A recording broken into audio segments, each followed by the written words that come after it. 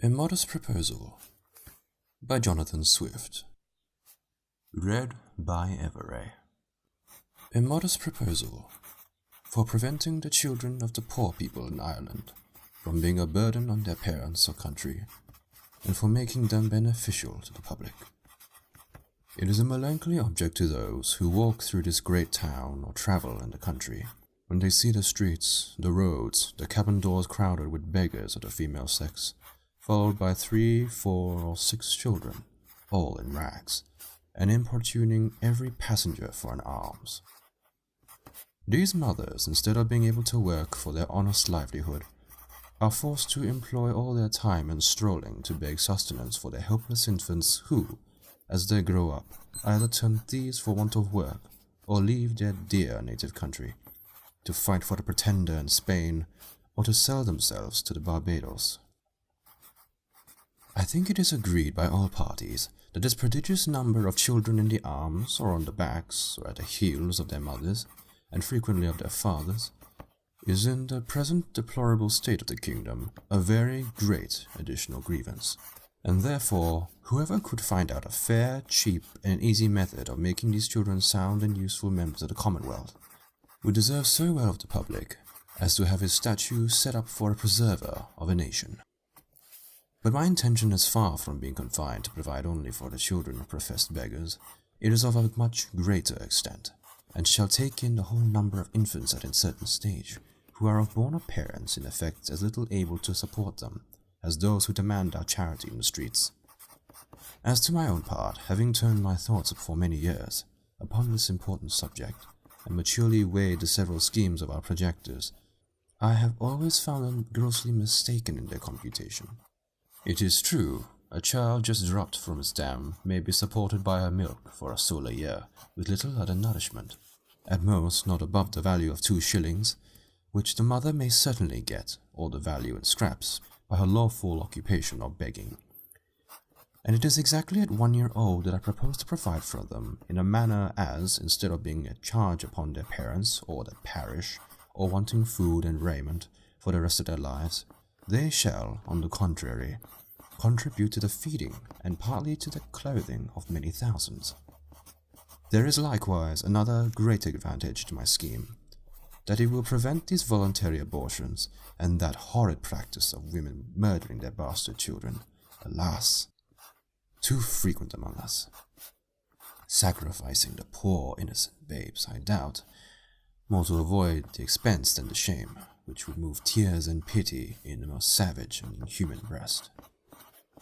The number of souls in this kingdom usually reckoned 1.5 million. Of these, I calculate there may be about 200,000 couple whose wives are breeders, from which number I subtract 30,000 couple who are able to maintain their own children, although I apprehend there cannot be so many under the present distresses of the kingdom. But this being granted, there will remain 170,000 breeders. I again subtract 50,000, for those women who miscarry, or those children who die by accident or disease within the year. There only remain 120,000 children of poor parents annually born. The question therefore is, how this number shall be reared and provided for, which, as I have already said, under the present situation of affairs, is utterly impossible by all the methods hitherto proposed. For we can neither employ them in handicraft or agriculture, we neither build houses, I mean in the country, nor cultivate land. They very seldom pick up a livelihood by stealing till they arrive at 6 years old, except where they are of cowardly parts, although, I confess, they learn the rudiments much earlier, during which they can however be properly looked upon only as probationers. As I have been informed by a principal gentleman in the county of Cavan, who protested to me that he never knew above 1 or 2 instances under the age of 6, even in a part of the kingdom so renowned for the quickest proficiency in that art. I am assured by our merchants that a boy or a girl before 12 years old is no sellable commodity, and even when they come to this age, they will not yield above £3, or £3.50 a crown at most, on the exchange, which cannot account to either to the parents or kingdom, the charge of nutriments and rags having been at least 4 times that value. I shall now therefore humbly propose my thoughts, which I hope will not be liable to the least objection. I have been assured by a very knowing American of my acquaintance in London that a young, healthy child well nursed is, at a year old, a most delicious, nourishing, and wholesome food, whether stewed, roasted, baked, or boiled, and I make no doubt that it will equally serve in a fricassee or a regoust. I do, therefore, humbly offer to the public consideration that of the 120,000 children already computed, 20,000 may be reserved for breed, whereof only 1/4 part to be males, which is more than we allow to sheep, black cattle, or swine. And my reason is that these children are seldom the fruits of marriage, a circumstance not much regarded by our savages. Therefore, 1 male will be sufficient to 4 females, that the remaining 100,000 may, at a year old, be offered and sale to the persons of quality and fortune to the kingdom, always advising the mother to let them suck plentifully in the last month, so as to render them plump and fat for a good table. A child would make 2 dishes at an entertainment for friends, and when the family dines alone, the fore or hindquarter will make a reasonable dish, and seasoned with a little pepper or salt will be a very good boiled on the 4th day, especially in winter. I have reckoned upon a medium that a child just born will weigh 12 pounds, and in a solar year, if tolerably nursed, increaseth to 28 pounds. I grant this food will be somewhat dear, and therefore proper, for landlords, who, as they have already devoured most of their parents, seem to have the best title to the children. Infant's flesh will be in season throughout the year, but more plentiful in March, and a little before and after. For we are told by a grave author, an eminent French physician, that fish being a prolific diet, there are more children born in the Roman Catholic countries about 9 months after Lent.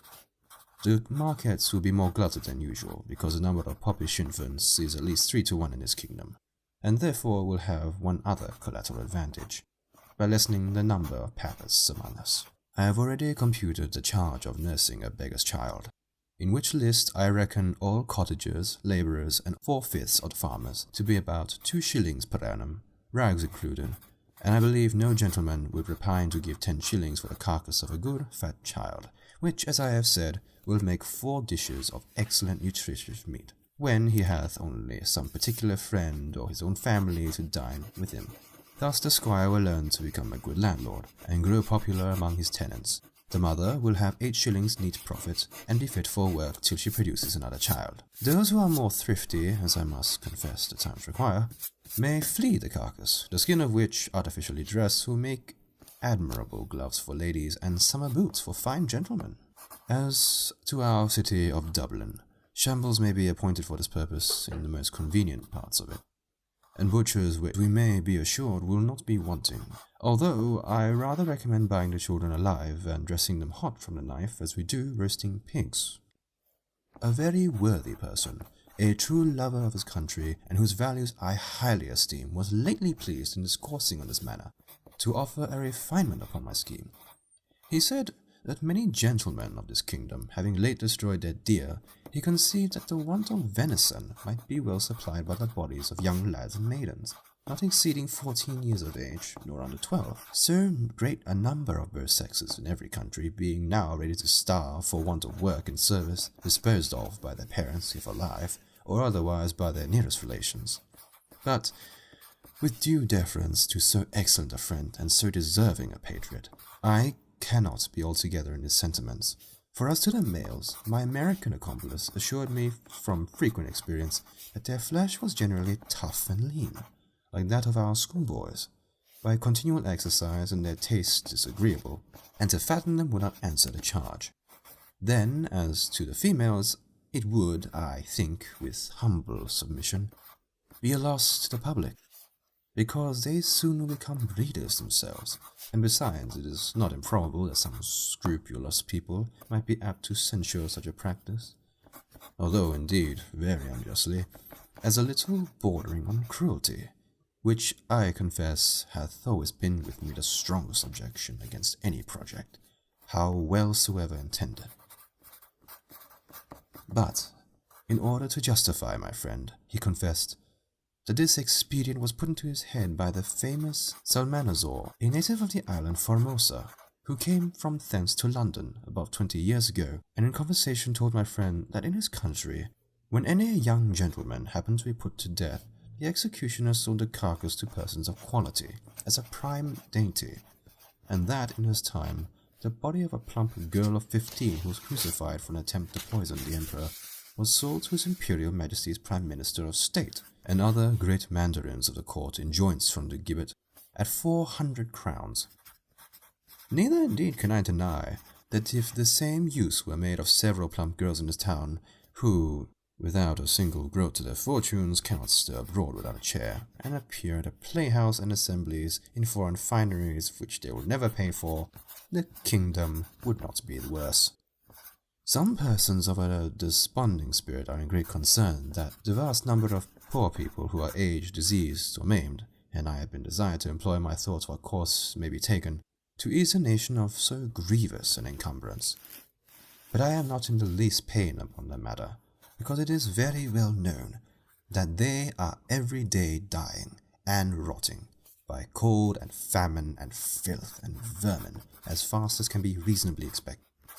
And as to the young labourers, they are now in almost as hopeful a condition. They cannot get work, and consequently pine away from want of nourishment to a degree that if any time they are accidentally hired to common labour, they have not the strength to perform it, and thus the country and themselves are happily delivered from evils to come.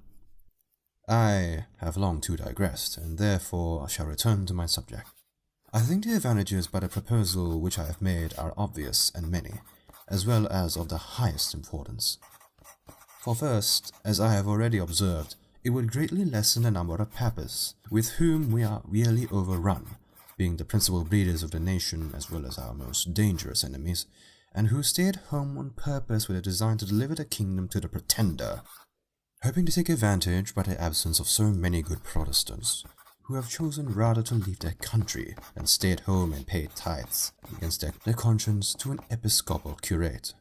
Secondly, the poorer tenants will have something valuable of their own, which by law may be made liable to a distress, and help pay their landlord's rent, their corn and cattle being already seized, and money a thing unknown. Thirdly, whereas the maintenance of 100,000 children from 2 years old and upwards cannot be computed at less than 10 shillings apiece per annum, the nation's stock will be thereby increased at £50,000 per annum, beside the profit of a new dish introduced to the tables of all gentlemen of fortune in the kingdom who have any refinement in taste, and the money will circulate among ourselves, the goods being entirely of our own growth and manufacture. Fourthly, the constant breeders, besides the gain of 8 shillings sterling per annum by the sale of their children, will be rid of the charge of maintaining them after the first year. Fifthly, this food would likewise bring great custom to taverns, where the vintners will certainly be so prudent as to procure the best receipts for dressing it to perfection, and consequently have their houses frequented by all the fine gentlemen who justly value themselves upon their knowledge in good eating, and a skilful cook who understands how to oblige his guests will contrive to make it as expensive as they please. Sixthly, this would be a great inducement to marriage, which all wise nations have either encouraged by rewards or enforced by laws and penalties. It would increase the care and tenderness of mothers towards their children when they are assured of a settlement for life to the poor babes, provided in some sort by the public, to their annual profit instead of expense. We should soon see an honest emulation among the married women. Which of them could bring the fattest child to the market? Men would become as fond of their wives during the time of their pregnancy as they are now of their mares in foal, their cows in calf, or sow when they are ready to farrow, nor offer to beat or kick them, as is too frequent a practice, for fear of miscarriage.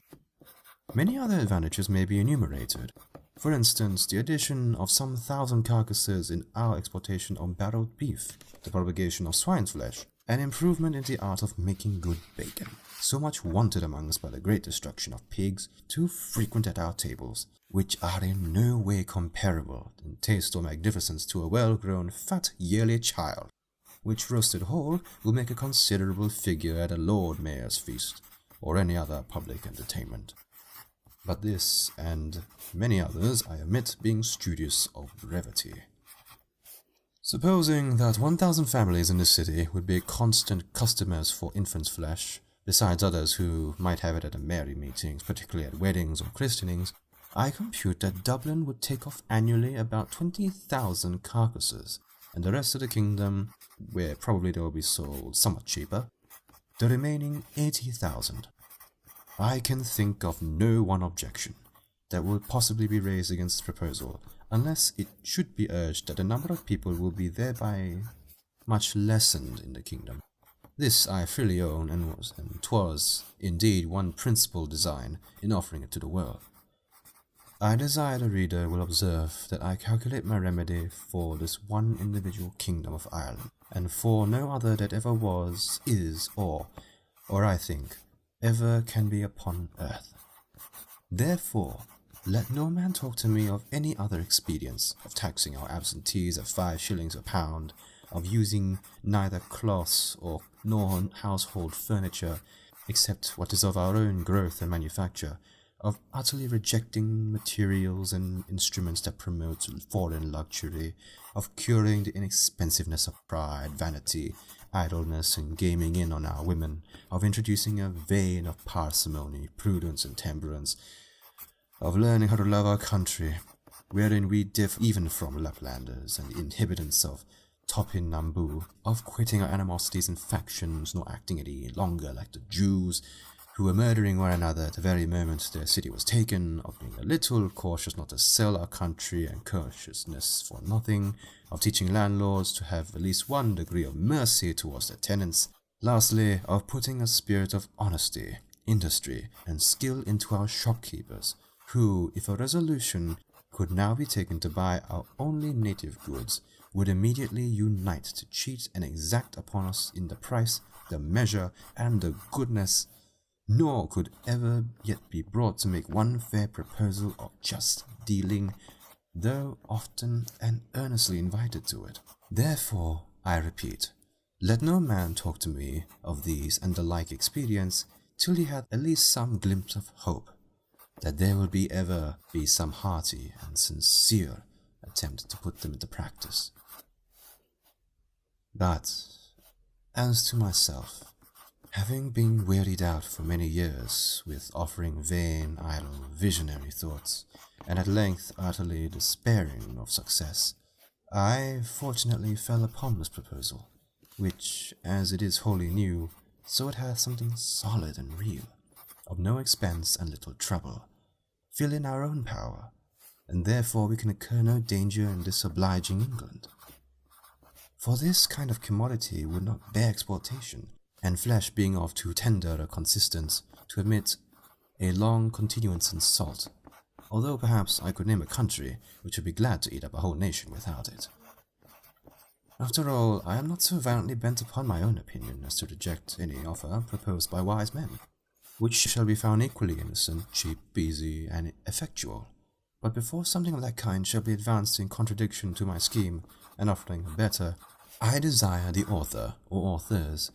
will be pleased maturely to consider 2 points. First, as things now stand, how they will be able to find food and raiment for 100,000 useless mouths and backs, and secondly, there being around 1,000,000 of creatures in humane figure throughout this kingdom, whose whole subsistence put into a common stock would leave them in debt 2 millions of pounds sterling. Adding those who are beggars by profession to the bulk of farmers, cottagers, and labourers, with their wives and children, who are beggars in effect, I desire these politicians who dislike my overture, and may perhaps be so bold to attempt an answer, that they will first ask the parents of these mortals, whether they would not at this day think it a great happiness to have been sold for food at a year old, in the manner I prescribe, and thereby having avoided such a perpetual sense of misfortunes as they have since gone through, by the oppression of landlords, the impossibility of paying rent without money or trade, the want of common sustenance, with neither house nor clothes to cover them from the inclemencies of weather, and the most inevitable prospect of entailing the like or greater miseries upon their breed forever. I profess, in the sincerity of my heart, that I have not the least personal interest in endeavoring to promote this necessary work, having no other motive than the public good of my country, by advancing our trade, providing for infants, relieving the poor, and giving some pleasure to the rich. I have no children, by which I can propose to get a single penny, the youngest being 9 years old, and my wife past childbearing.